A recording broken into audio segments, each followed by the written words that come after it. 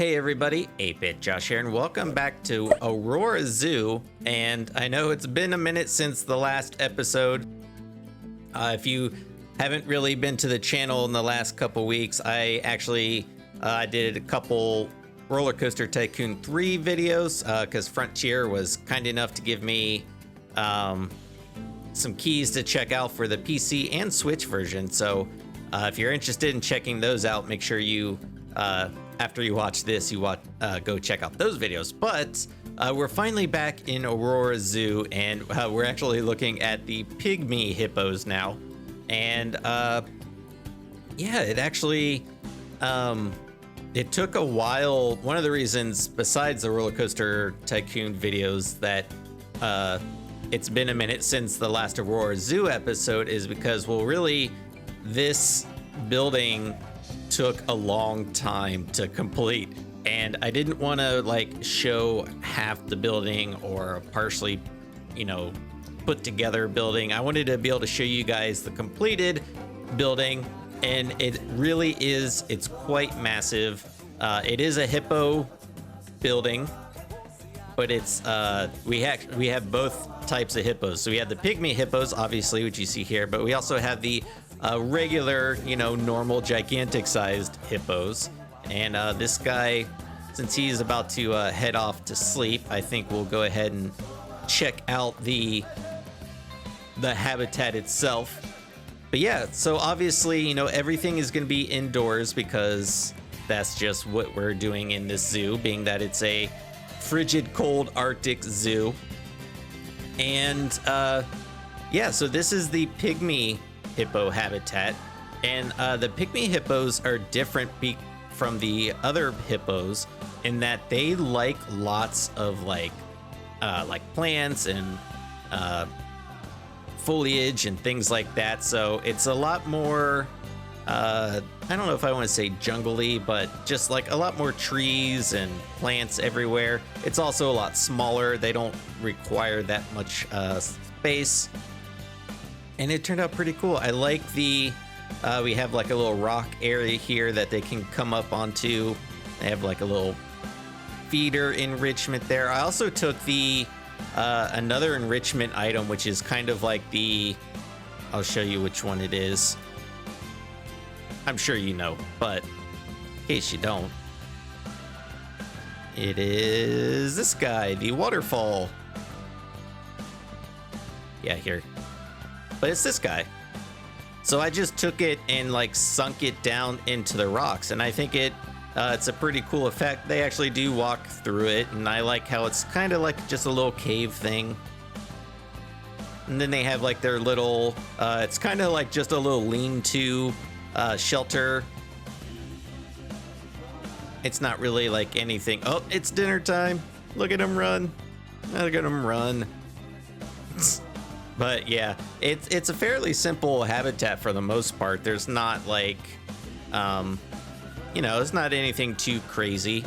Then on the other side of it, we have a little mini kind of food court because I figured this is a large building. It's indoors, and we might as well get some like food and drinks in here. There's also a little toilet block there as well. So, they can come inside. They can have get a bite to eat, sit down there if they'd like to. There's our little Pygmy hippo education board.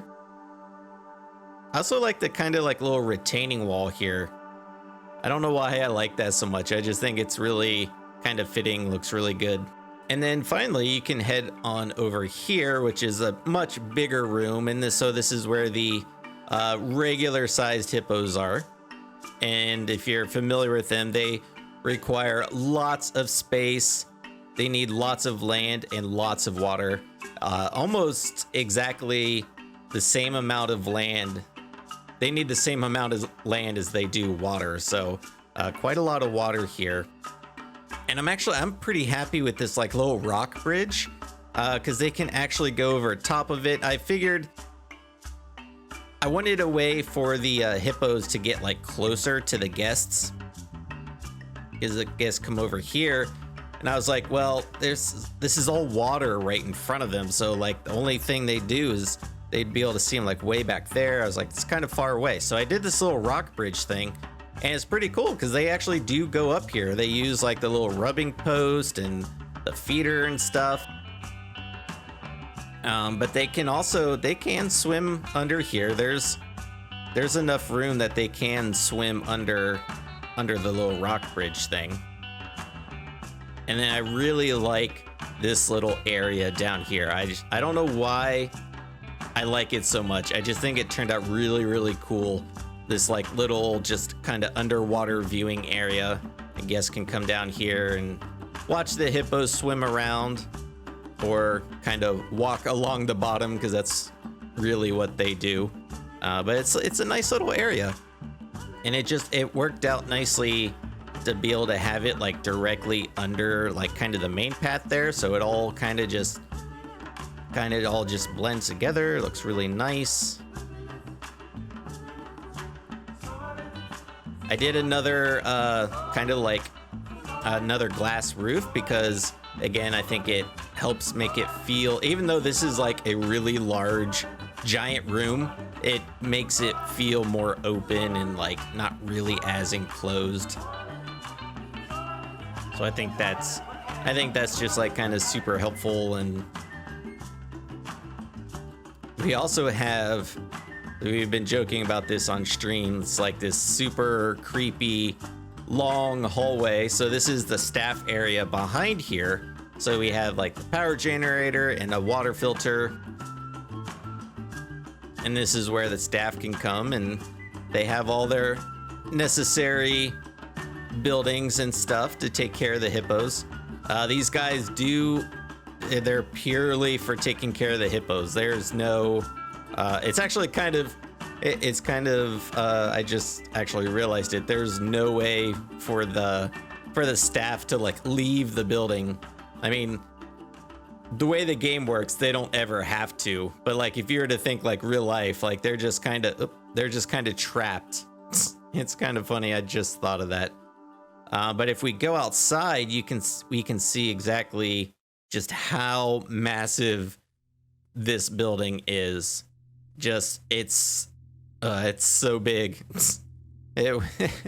We made it so big, but really, I mean, there are two habitats in here, and you know, the hippos, they have like one of the largest habitat requirements of any animal in the game. So, you know, just naturally, the building's gonna be really, really huge. I did take the hippo sign I made in Wildlife World. You guys may remember that.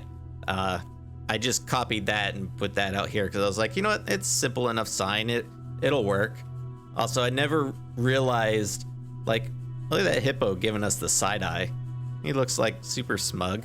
But anyway, on the outside of the building, I did this similar thing we've been doing the rest of the zoo, giving that kind of rustic log cabin look. I mean, obviously it's a huge building, so it's gonna look a little bit more not quite as detailed. You know, like where the guests actually walk in, it's a little bit more detailed with the roof and everything there. We got a nice cozy little, I like this little spot right here. And it kind of hides like the building behind like the trees and everything, so you just kind of see the entrance right there. I might put like some sort of building here, maybe some sort of, I don't know, shop or something, so that'll help cover up the building even more. And then like right here you have where you can exit out of the enclosure. We are keeping with you probably noticed, the monorail is going through it. So we head back over here. Still haven't done anything over here. I don't know what we're gonna do in this like little stretch of path right here, because the guests, they come out of the boomerang here, they hang a right and walk down that way. And right now there's just nothing over here. So I feel like, I don't know what we'll put over here, but there's got to be something. And then we did this little, I'm really happy with this like stone bridge. So you probably, the last episode we showed you, the monorail actually goes through the mountain here. And then it pops out here. And then I just made this like little stone, like bridge. I thought it kind of brought together the kind of rustic feel of the whole zoo. And I like that the bridge is like at a strange angle from the path. It's not like, so the path is right here. It's not like the bridge is just going directly straight across. It's at like a kind of a strange angle. And it made it fun for designing the bridge and like the scenery and everything around it. I don't know. I'm really happy with how that turned out. I think it looks cool. And also, it's a nice way to kind of separate like this area of the zoo. So since the last episode, I don't think we had any of this. I did a little bit of pre-planning. So I extended the river down this way, and I still need to do like the detailings. Like there's like a little step waterfall thing that's going to be here.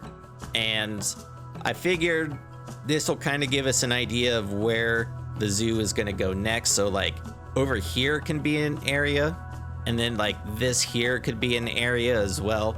And then we might do something back here, but we probably won't do anything over here. So I think these mountains here will be like the edge of our zoo. And then I don't think I really talked about like what this area of the zoo is. So because we have the hippos, this is going to be kind of like our aquatic area. So focusing on animals that like water. So we have the hippos. We're going to do the Nile Monitors and the crocodiles and gharials. Because we're going to try and keep that theme of like grouping like similar animals together. Because, you know, over here we have like the big cats area, as I like to call it. So this will be like our aquatic area. I think we're going to do like a canine area. So with the dingoes, the African wild dogs, and the timber wolves. We'll probably do like a primates area and a bird area. So it should be pretty fun. I think next we're going to do the Nile Monitors here because they don't really require a lot of space. And after doing this massive building, I think it'd be nice to do something a little bit smaller. I also have our third monorail station here. And again, it's a very simple building. It's just a square, but it doesn't need to be anything like super overly complex. It just needs to be a nice little building for the guests to get in, out from the cold, and looks really good. Of course, we did the doors here, so you have to imagine they like kind of open up as the monorail comes through. But if we look at this at nighttime, it looks pretty good. And I actually took the same like little atrium thing that we did in the first monorail station at the front of the zoo, and just copied it and brought it over here because I thought it fit really well. Oh, is my area light on? Oh, it is. I didn't even notice that. But yeah, so you just walk in and it looks really cool. It's nicely lit up. I'm happy with it. And then we can go in and we can see the inside of the hippo habitat at night as well. Oh, you can see the you can see the Aurora Borealis through the glass right there. That's sweet. And it's like purple. Is that, whoa. I've never seen it purple like that. I've only ever seen it like kind of green and a little bit of blue. Man, that's so cool. That's so cool. Anyway, so this is the hippo habitat at nighttime. As you can see, it's nicely lit up. One of the last updates, they fixed the new area world light, so it lights up interiors of buildings again the way we're all used to it doing. And it looks really good. Oh man, that's so cool. Look at that. Bam. But yeah, so there we are. This is, I know it's, like I said, it's been a minute since the last episode, but this building took forever to build. It was like, I think it was at least like 2 weeks. And, oh man, look at that. Like, that should be a screenshot right there. That's freaking cool. Got a little bit over there. But yeah. So Aurora Zoo, it's coming along. We're expanding even further. Got a nice little area over here. This is our aquatic area, and I'm excited about it. I hope you guys are too. It's gonna look really cool. So I think I'm gonna leave this part here. Oh look at the little baby hippo. Is that a baby hippo or a pygmy? They look very, very similar. It's a baby though. But yeah, so like I said, I'm gonna leave this part here. So as always, be sure to leave your comments, suggestions, and feedback down below. I am 8-Bit Josh, and thanks for watching. See ya.